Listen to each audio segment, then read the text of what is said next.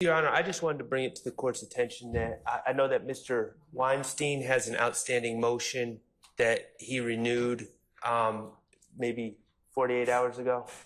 Which was... You might confirm about my mistrial? Yes. Oh, no, I know. He has a supplement to that, and I thought I said this morning that's what I'm be working on this weekend. And I have some bad news for you. What's that? You have more to add? Yes, Mr. Weinstein's a faster writer than I am, but He is a good writer. He is. It's very kind of you. Welcome. So I recently filed while we were in court, a motion for a fair trial seeking remedies. Oh, and I will email, it was just filed, and I will email it over.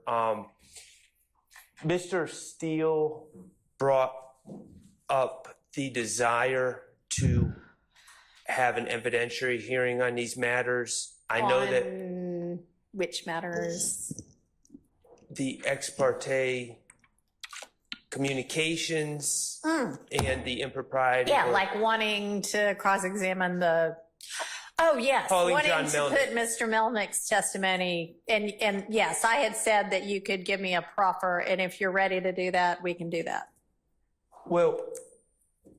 Y'all don't want to do just a proffer. Mr. Steele was spoke to Mr. Melnick, but yeah. Okay, all right. So with regard to the motion, Mr. Shart, that you filed within the last few hours, if you could email that to Ms. Persifield, I'll take a look at that over the weekend as well. Mr. Steele, if you want to be heard on I'm glad. Thanks for the reminder to circle back on that.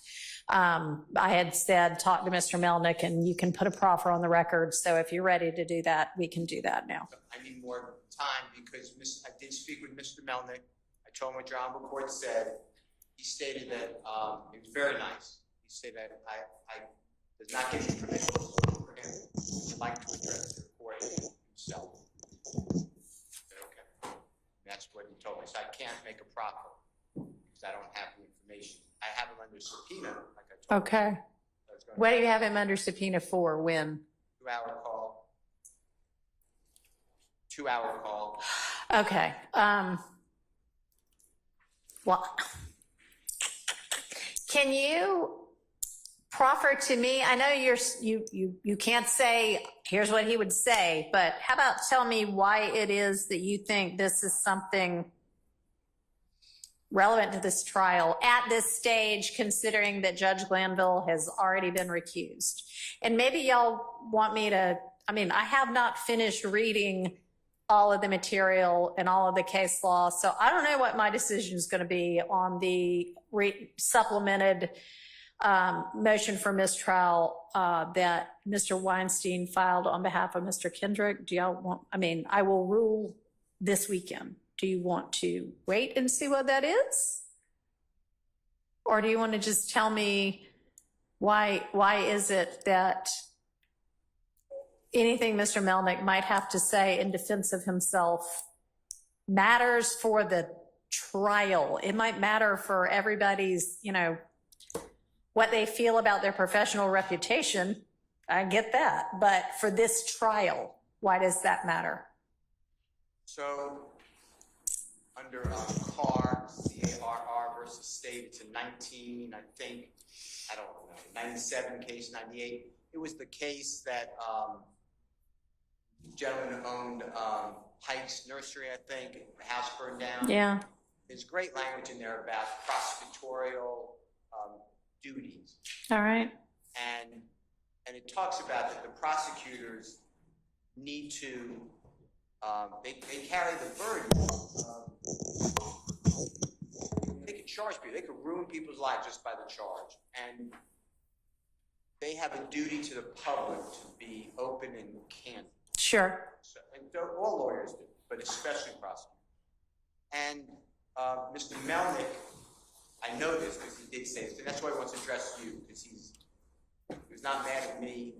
He said he needs to have it on the record himself because he said that what the state was saying is not accurate. Okay. And I think that goes into your analysis of why there was a meeting in the first place. I don't think that it was appropriate, and I'm not picking on anybody, but like the Honorable Judge Krause said, if if I was going to ask this honorable court for an ex parte meeting, I believe that the way I always have it is there's a buffer.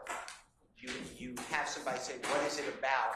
Yeah. I tell you, and I have to be candid. And if I'm not, in hindsight, you would probably, I assume, or any court would tell me, you had no right to do that because you got it with false pretenses. Okay. Mr. Melnick is going to say that what Adrian Love said to the judge is just patently not true.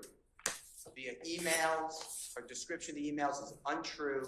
And there's no way to say that's inadvertent because she said that on Friday the 7th versus Monday the 10th, she kept talking about these emails and she changes her statement.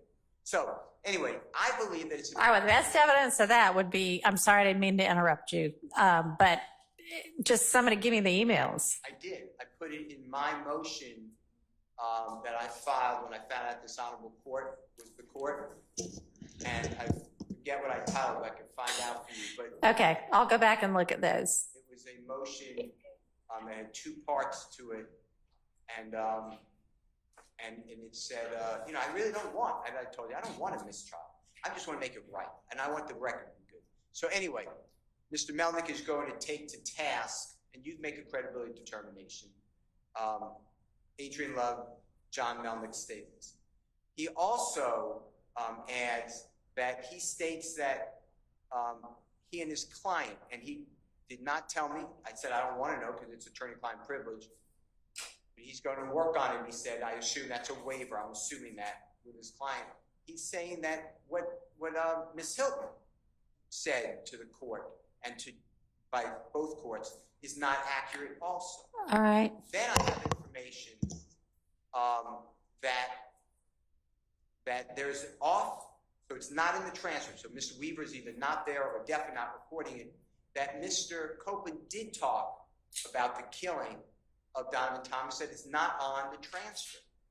And that would be either Brady, if it's an inconsistency. So wait, so that I understand what you mean, you are saying that you have reason to believe that in the June 10th ex parte meeting, once Mr. Copeland was a part of that he talked about the killing of Nutt at a time when Judge Glanville was in the room? Because there were definitely two different portions where at one point he and Ms. Bumpus talked privately, which obviously nobody recorded because the court, at least the record reflects the court reporter and the court and whomever left the chambers so that they could talk privately. So it's entirely possible he talked to her about that.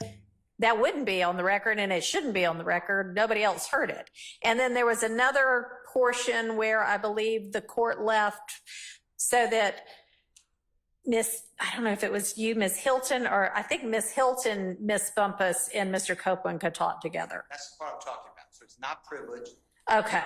All right. That there was substantive conversation about the killing of Mr. Copeland. Okay. So And Ms. Hilton. hang on. I'm jotting some notes for myself. Give me just a second.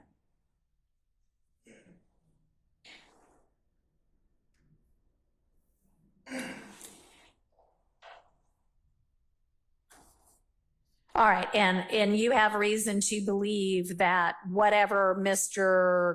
Copeland said at that point in time in front of the prosecution is something that is Brady material.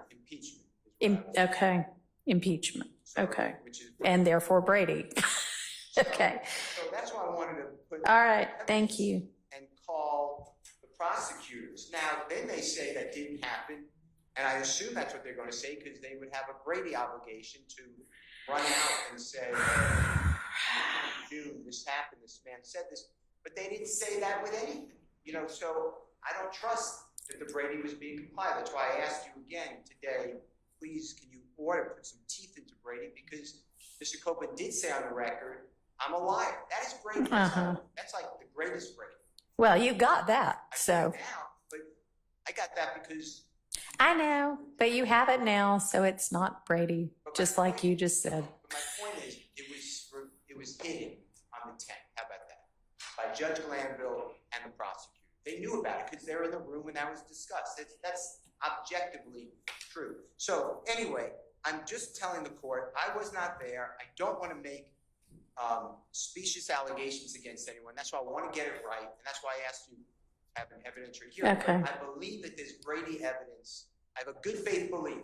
I'm telling you everything I know. I'm told that it's not privileged, that Miss Bumpus, Miss Hilton, Mr. Copeland spoke, and it's not in the transcript, and Mr. Copeland was talking about his information on the killing of Donovan Thomas. Because you have to remember, in the statements, he has himself not involved. Mm-hmm. He has himself learning about through another person. Right. And my understanding is that is not what he said. That's inconsistent on June 10th, and I did not get that from Ms. Hilton. If that's wrong, but I can't ignore what I'm being told. Okay, well, that's new information for this court, so. That's what I wanted to call the witnesses, because, All right, well, you didn't tell me that before. okay, well, I didn't mean not to tell you that. But I was trying to be open, but that's the reason I wanted to call witnesses. Okay, I mean, that's, okay. Additionally, Your Honor, Yes. at some point, I believe, you're going to have to make a finding of fact on the propriety of these ex parte communications. Oh, I know, that's a And- part of Mr. Right. Weinstein's motion for mistrial, yeah. And you know, I don't want to be a witness. I mean, I could say that there was absolutely no reason for it, and there was no cause for the state to even have these concerns. But Mr. Melnick can explain, you know, if he was conspiring with me and Mr. Steele to obstruct justice, I doubt he'd want to come in here and talk about it, but the state can ask him about it and get to the bottom of it. But I don't think that's what the testimony is going to be. Okay, And I think that's important for the court to know. Okay, well, I don't know that whether it's true or not is what matters. It's what it looked like at the time to the state to give them a reason to say to Judge Glanville, we have some concerns. We might like to talk to you about it. Just heads up, we're going to do some research. We'll get back to you. And by the way, y'all, I know that everybody, whenever we were here last, was that yesterday or the day before? Wednesday. So Tuesday, I gave y'all the transcript from the 7th. And Wednesday, a couple of people made some statements about, oh my gosh, now lo and behold, we find out there's been yet another ex parte we never ever knew about. And actually, when you go back to the transcript of the June 7th, 2024 court proceedings, on page 95, on the record, before court adjourns for the day, is when the prosecution says, hey, by the way, we might need an ex parte, or we need an ex parte. And then it is definitely still on the record in court where y'all all heard not the content of the ex parte, but that the state wanted an ex parte, because people from the defense say other things on the record after that. So in open court, y'all were notified that they wanted one. So, I mean, it's not quite the salacious revelation that y'all made it out to be. Can I respond to that? Yes. So, as in the King case that the state is relying on, the state has to make a showing of necessity for public, the necessity for the public interest for for immunity to be granted by the court. Okay. And I was under the impression, I think a very reasonable deduction was that they were simply going back there. And I agree, they did announce an open court and we didn't know the substance, but I think a fair reasonable deduction would be that they were going back there to present the basis for granting Okay. immunity. Little did we know that they had already done that, and they were going back there to have that other Something conversation. else. So Okay. that's Okay. Yeah, I mean, I know y'all didn't know the substance of it, but And wrapping back around to that. yeah. I don't know if there was, but I'm assuming that under the King case, since it wasn't, I guess, that afternoon of the 7th, maybe it was prior to that, maybe it was in the morning, maybe it was the afternoon of the 6th, but at some point under King, there would have been some type of an ex parte meeting where the state presented the reason that they needed that immunity.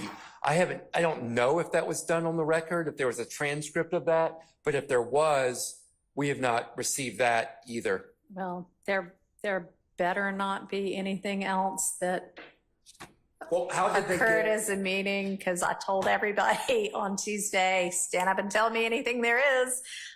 Did y'all do anything beyond the motion to get the immunity order for Mr. Copeland? No. Okay, So we submitted a motion. right. And they have a copy of that, and that's, Right. all right, Right. okay, That was, okay. and Judge, I'll also state that at the time, I'm not certain why it would be believed that we were trying to get the warrant or the immunity agreement, because Mr. Copeland was under arrest at the time that we stood up and made that announcement in court on the 7th. I think he had already been arrested, I Well, think. you could be arrested and not have immunity for your testimony. The judge had already told him he had immunity on the record. Okay, well, I don't know. I mean, they're probably just trying to remember it themselves too, but. All right, well, Mr. Shard, I'll take a look at your new motion. And obviously I'll be looking at Mr. Weinstein's motion. And why don't, Mr. Steele, you plan to have Mr. Melnick here at 9-ish.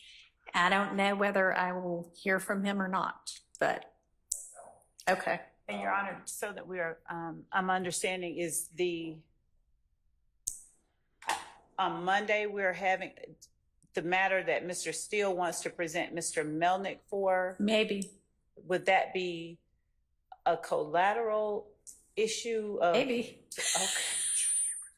So, So if I end up hearing from the two of you on that, I'm not gonna make you not be prosecutors in the case anymore. We can hear that separately if I even hear it.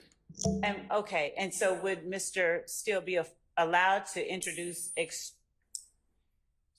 evidence of a collateral issue that he's raising about the emails and things of that nature? I mean, the emails are already in the record. I think he's complaining that at one point, I mean, the emails are what they are, and at one point you said, this was an email to me, and at another point you maybe said, I accidentally got copied on this email, but I think it's actually different parts of the email. I think there's actually an explanation for why that might sound inconsistent, but I'll go back and look at all of the transcripts. But beyond that, I mean, no, I don't think so. I don't know what he's got planned. Maybe you want to ask him, but I don't know if he's talking to you yet. So I don't know. We'll take it up Monday. All right, One last thing, Your Honor. On Tuesday, I believe I brought to the court's attention whether or not the court would allow, if we get to Mr. Copeland next week, I know you said the jurors might not come back until Wednesday. right. Substitution of counsel, and wanted to see if the court had made a decision or a ruling. There's one so- objection. Yeah, I never got any kind of written anything or further objection from anybody. So I think there's just the one objection that I didn't get a real good reason for. Okay, yes, there may be a substitution if we end up examining him while you were gone. Thank you, Mr. Weinstein. All right, we're actually in recess now.